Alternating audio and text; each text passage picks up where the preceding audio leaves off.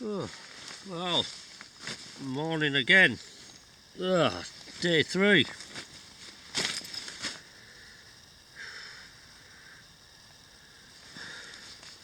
Seven o'clock in the morning. Not slept too bad overall. Left hand hip's hurting a little bit tender. I think I didn't move for about 3 hours at one point and I woke up a bit stiff and achy on one side. But apart from that, I woke up and I always think that's a good start to the day. So I'll get myself up and we'll see if we can find any survival tips to give you this morning.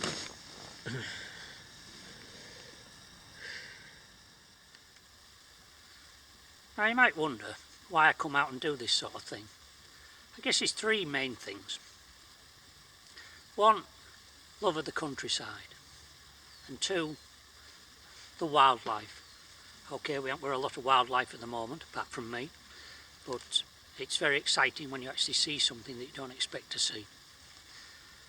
And the 3rd thing, well, I work for a big multinational company where health and safety is paramount. And they even get me to teach it every now and then, parts of it anyway, to new starters. And if you stick to the rules, it's a very safe environment to work in. But every now and then, I just feel the need to go and do something risky, just to remind myself what adrenaline feels like. Now, coming out here might not appear risky, but at my age, well, anything could go wrong. It gives me that sense of freedom and adventure. And the great thing about it is that I get to make all the decisions. I get to decide what risks to take and what risks not to take. And ultimately, I even get the choice to decide whether I risk living or dying, which is one thing I'd never get where I work. Just a little mention about the equipment I brought with me. I'm sleeping on a foam mattress. I could have brought a nice blow-up mattress. I've got 2 or 3 thermarests which are really comfortable. One particular that's lightweight, it packs down so small and weighs next to nothing, but they're expensive. The last time I came out and did this, I woke up in the middle of the night to a hissing sound, the thermarest collapsing on me, and if I had it here I would show you what I'm going to show you now with the other 2 items, and I found myself laying on the floor with no insulation at all. Basically, the fire was too close to where I was sleeping, and I made the mistake of putting some elderwood on it, and elderwood is renowned for sparking really badly, and it sparked all the way into my tarp. The tarp's got some patches on it, and so has most of the other stuff. This is the bivvy bag, which had to be repaired. And when you look at the foam mat, which that can take a beating and it doesn't really matter, but if you look carefully you can see the ground underneath has punched holes through it.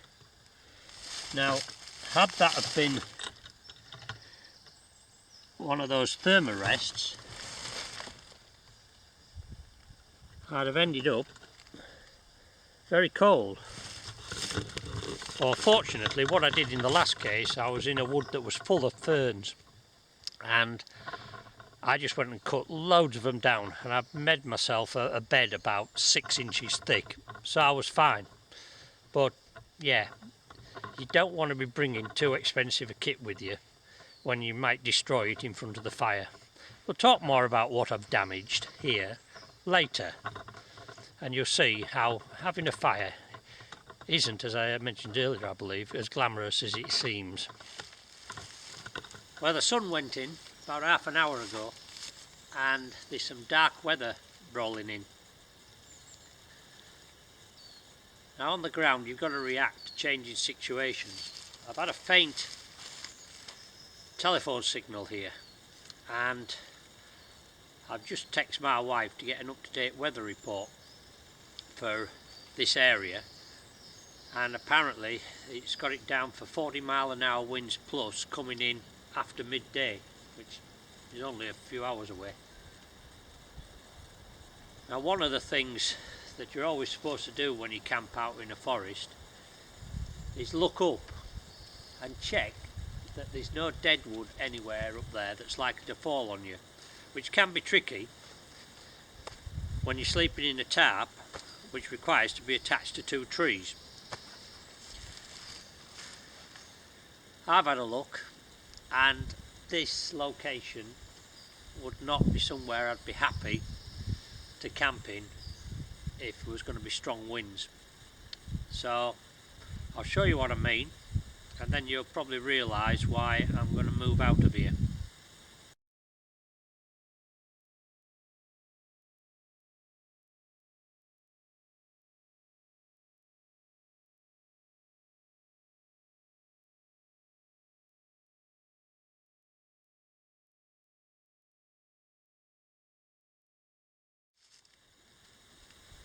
I've just had a sarcastic text from a friend of mine saying that I can't move, the whole country's in lockdown, and I've got to stay here for the next 12 weeks. All I've got to do is get in that car without meeting anybody, and the next stop is going to be my front door. That's probably some sort of survival tip.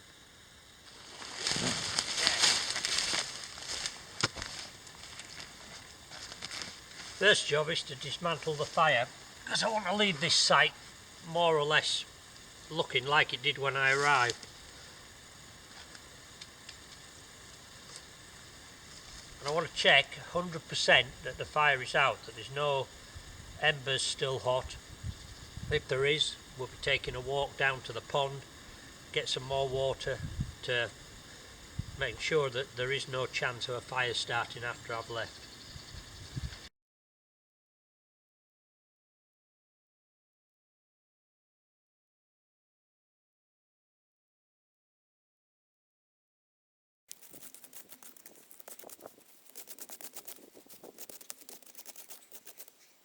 One of the dangers of camping in the forest when you leave is, as you can see, the fire's burnt a hole, and it's burnt a hole down to the root systems.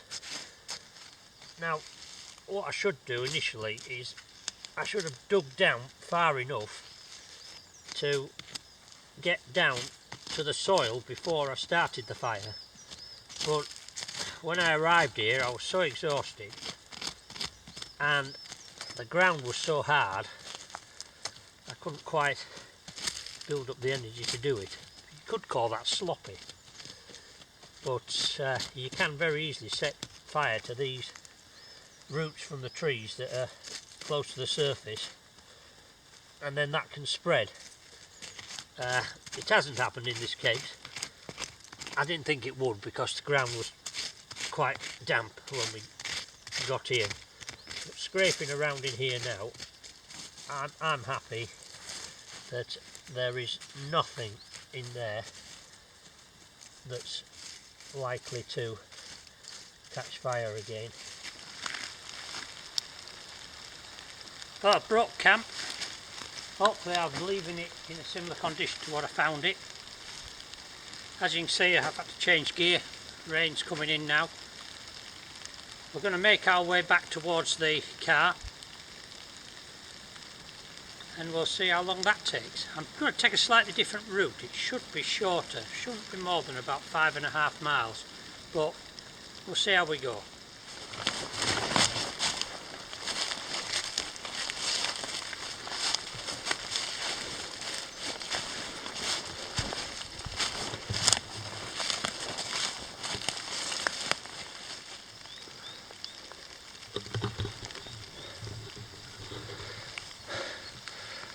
What I've been trying to do for the last 15 minutes is take this shorter cut that I was talking about. I'm trying to traverse down this steep slope to a track that's marked on the map. It's a forest access road, and I'm just trying to bring myself down gently to meet up with it. It's just come into sight. Just look through there, you can see the end of the road.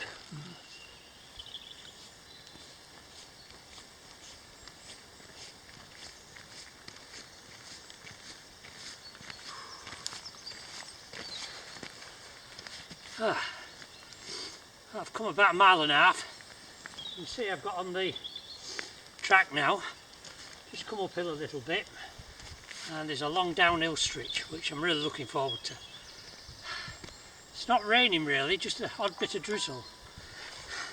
I really could do without having all these clothes on, because I'm getting wetter from the inside I feel than the outside at the moment, but sod's law, as soon as I take them off it'll pee it down. And the pack still weighs nearly 40 pounds. So what you say? There's people in the armed forces I know who could jog 10 miles with this on its back. They could probably walk over 10 miles with twice that weight on their back. Mind you, obviously they're a lot younger than me, but even so, this fits civilians, even my age, who could cover 20 miles a day with this, no problem. But I guess my problem is putting it on once every 6 months and doing bugger all in between is not the most sensible fitness flipping regime. Oh well, might have plenty of time when I'm isolated at home to do some exercise. Right, let's move on a little bit further.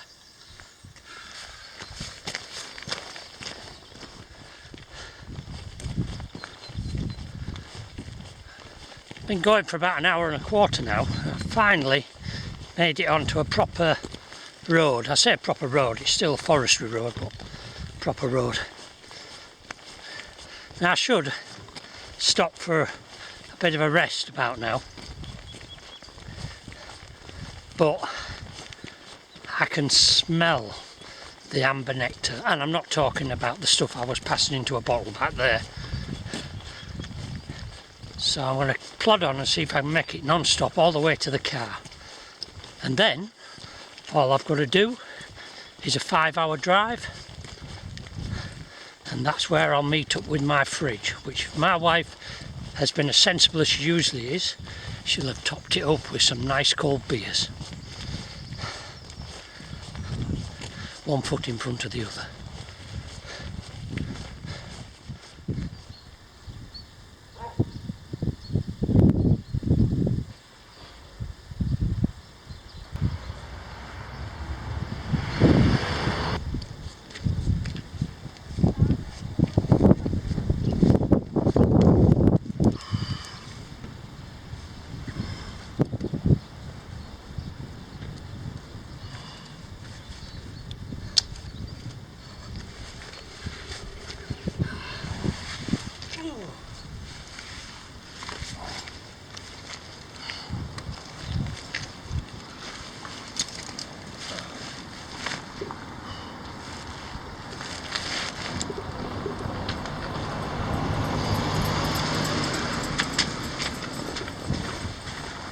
2 hours non-stop.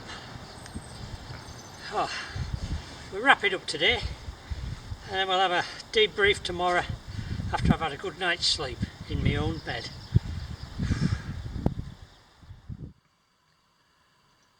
Well, I made it back safely, just finished unpacking the rucksack, and all in all everything went well. 1 or 2 small hiccups. Probably the most costly was what I learned was that if you're going to put something on the fire, like a pan, make sure you've thought about how you're going to take it off afterwards when it gets hot. I immediately put my glove on. Expensive sealskin waterproof gloves. It started to melt as soon as I picked it up. Ruined. Immediately grabbed for the pack towel.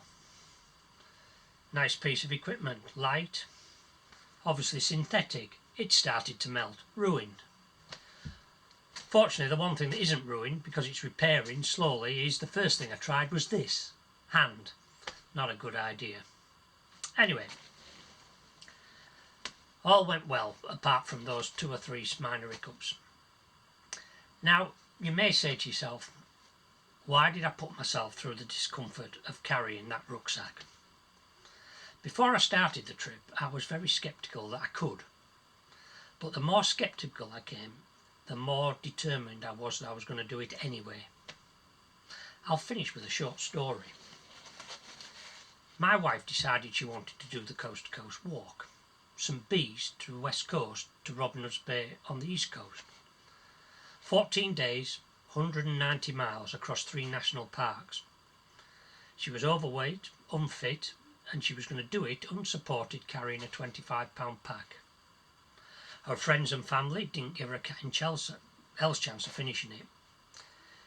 Even her own brother said she wouldn't get past day 3. On day 13, as she stumbled along in agony with blistered and bleeding feet, I persuaded her to climb up onto a grassy knoll and look over a stone wall.